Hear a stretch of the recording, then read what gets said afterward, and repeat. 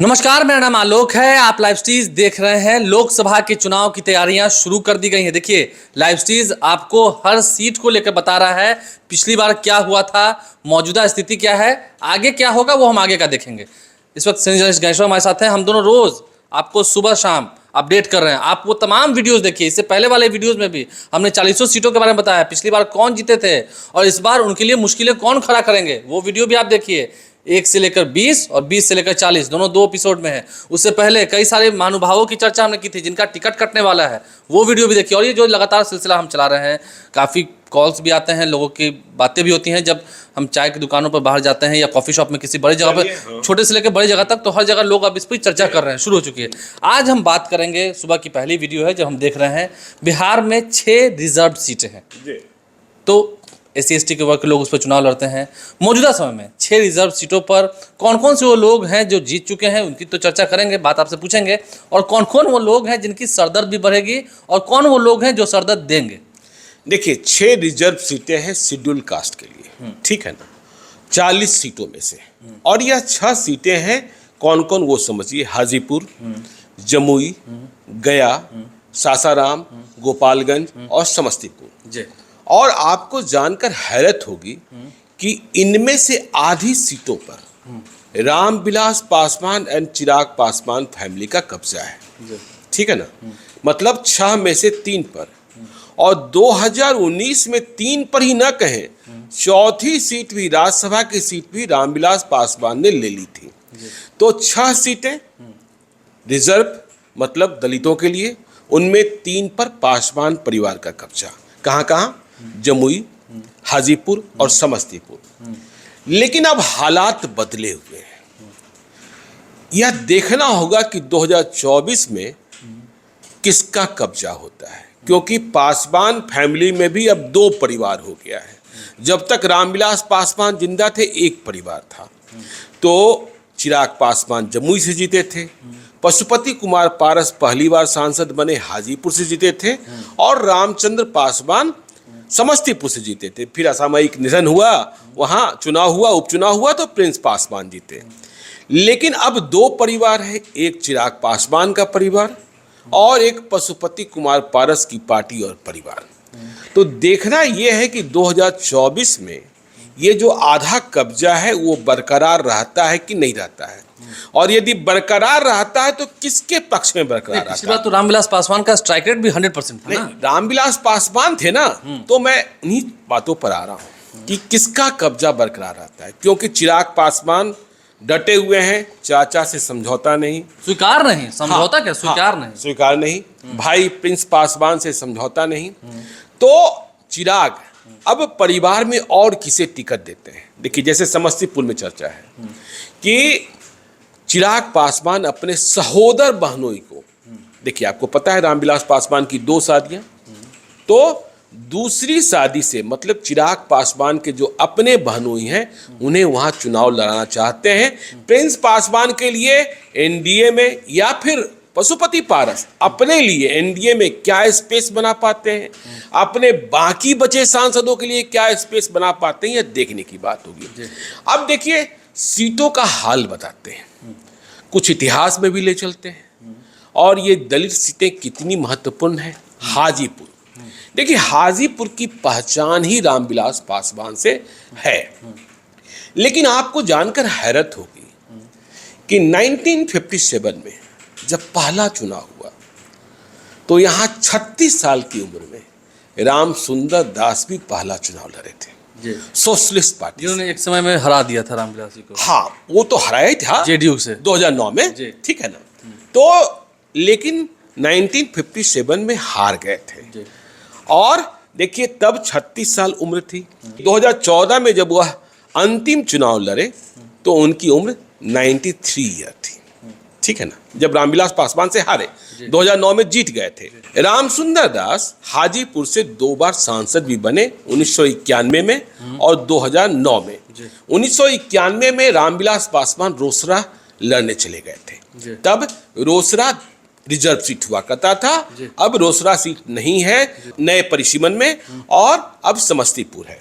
देखिए, रामविलास पासवान की बात करें तो 1977, 1980, 1989, 1996, 1998, 1999 और 2014 में यहाँ से सांसद बने। देखिए 1984 और 2009 में, 1984 में हार गए थे जब इंदिरा गांधी की हत्या हुई, उसके बाद जो चुनाव हुआ। तो अब ये देखना है कि रामविलास पासवान ने जीते जी अपना उत्तराधिकारी हाजीपुर में बनाया था पशुपति पारस को, लेकिन अब पिछली बार उनके लिए प्रचार प्रसार भी किया था। लेकिन अब बेटे को मंजूर नहीं है। अब देखिए जमुई, जहां से चिराग पासवान सांसद हैं, 2024 में चिराग पासवान ही लड़ते हैं या कोई और लड़ता है, यह देखने की बात होगी। देखिए पहला चुनाव यहाँ बनारसी प्रसाद सिन्हा जीते थे, फिर 1971 में यहाँ भोला मांझी जीते, और 1977 से 2004 के लोकसभा चुनाव तक जमुई लोकसभा क्षेत्र गौन हो गया था, मतलब जमुई लोकसभा क्षेत्र नहीं रह गया था। फिर 2009 में बना तो जेडीयू के भूदेव चौधरी जीते, ठीक है ना। 2014 में आ गए चिराग पासवान, 2019 में भी चिराग पासवान जीत गए। हाँ, दो बार जीत गए। अब देखना यह है कि 2024 में चिराग पासवान जमुई पर भरोसा रखते हैं कि नहीं रखते हैं, कि हाजीपुर की ओर या गोपालगंज की ओर कूच करते हैं। देखिए समस्तीपुर पहले रिजर्व सीट नहीं था, हमने बताया ही। रोसड़ा के बारे में बताया आपने। जी, 1957 में सत्यनारायण सिन्हा पहले सांसद थे। देखिए 1977 में कर्पूरी ठाकुर भी जीते थे समस्तीपुर से, महान नेता, ठीक है ना। और आपको पता है 2014 में, 2019 में रामचंद्र पासवान जीते, फिर उनका निधन हो गया, उसके बाद फिर तब उनके बेटे को लड़ाया गया। फिर उपचुनाव हुआ तो प्रिंस पासवान जीतकर सांसद बने हुए हैं। रोसड़ा के बारे में हमने आपको बताया ही कि पहले रोसड़ा लोकसभा हुआ, ठीक है। अब चलिए गया देखिए एक बहुत पुरानी सीट है, विजय मांझी भी जीते हुए हैं। विजय मांझी जीते हुए हैं। तो देखिए 1957 में यहाँ से ब्रजेश्वर प्रसाद चुनाव जीते थे, और बाद में कई बहुत चर्चित लोग यहाँ से सांसद बने। देखिए सांसदों का नाम हम बता देते हैं। रामधनी दास, बहुत लंबे अरसे से यह रिजर्व सीट है। राम स्वरूप राम, ईश्वर चौधरी, राजेश कुमार, भगवतिया देवी, पत्थर काटने वाली महिला को लालू यादव ने याद कीजिए, कृष्ण कुमार चौधरी, रामजी मांझी, राजेश कुमार मांझी, हरि मांझी, विजय मांझी मौजूदा हैं।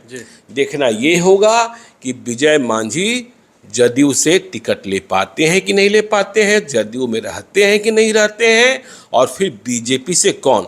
तो हम के संस्थापक भी वही हैं जी, जीतन मांझी पिछला चुनाव लड़े थे। नहीं, मैं विजय मांझी की बात कर रहा था। हाँ, पिछला चुनाव जीतन मांझी लड़े थे, महागठबंधन से हार गए, ठीक है। लेकिन इस बार वो महागठबंधन के फिलहाल साथ हैं। जी, तो हाजीपुर, समस्तीपुर और जमुई के बाद देखिए हाजीपुर, समस्तीपुर, जमुई में तो पासवान परिवार का ही कब्जा। अब आगे चलिए गोपालगंज, बड़ा इंटरेस्टिंग सीट है।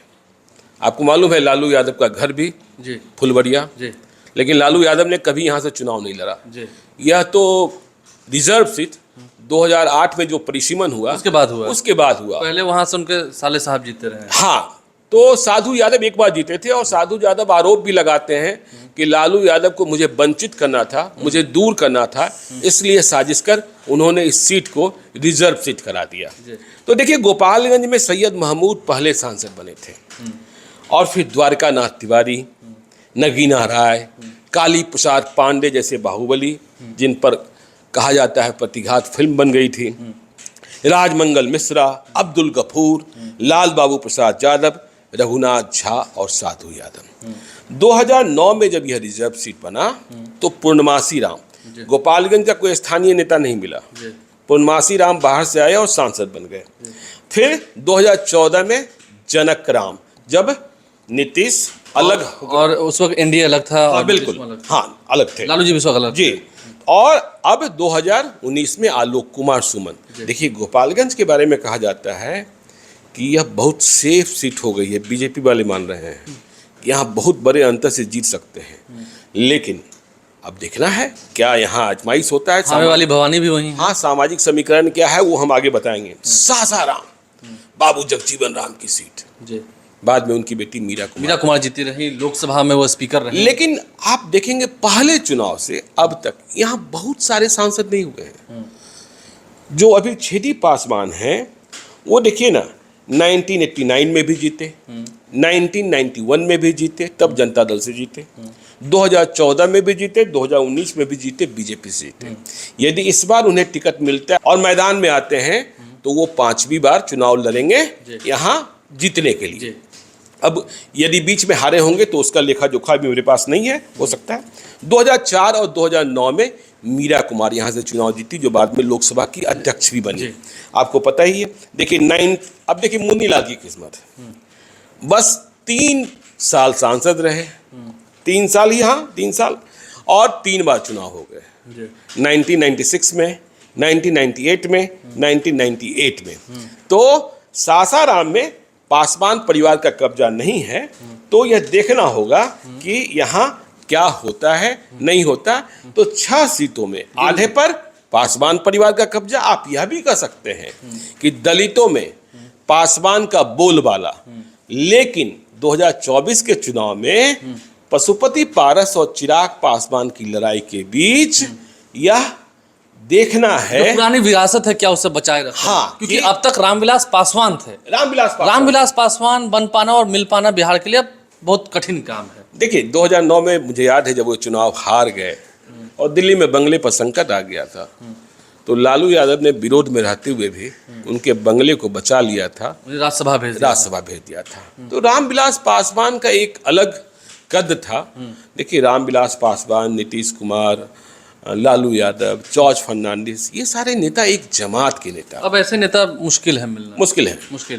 देखिए जो 6 सीटें थीं, जो रिजर्व सीटें थीं, उन पर आधे पर रामविलास पासवान के परिवार का कब्जा रहा है, और कब्जा है अभी भी। लेकिन आगे इस विरासत को बचाए रखने में कितने हद तक कामयाबी मिलती है? चिराग भी मांग रहे हैं कि राज्यसभा की भी एक सीट, और पारस भी मांग रहे हैं राज्यसभा की भी एक सीट। राज्यसभा भी चाहिए, एक ऊपर से मतलब दूध के ऊपर मलाई भी चाहिए। हाँ जी बिल्कुल। तो देखना होगा कि ये जो 6 रिजर्व सीटें हैं, इस पर अंतोगत्वा किसे मौका दिया जाता है एनडीए की ओर से। महागठबंधन की बात तो खैर बाद में करेंगे, और फिर विरासत बचाने की जब बात होगी, चिराग पासवान, रामविलास पासवान के उत्तराधिकारी क्या उस तरह से संघर्ष करके अपनी विरासत को बचा पाएंगे, हक ले पाएंगे, लड़ पाएंगे, देखना होगा। हमारे चैनल को सब्सक्राइब कर लें, साथ साथ फेसबुक पेज लाइक करें, इसके अलावा ट्विटर हैंडल पर लाइव स्ट्रीम को फॉलो करें। धन्यवाद।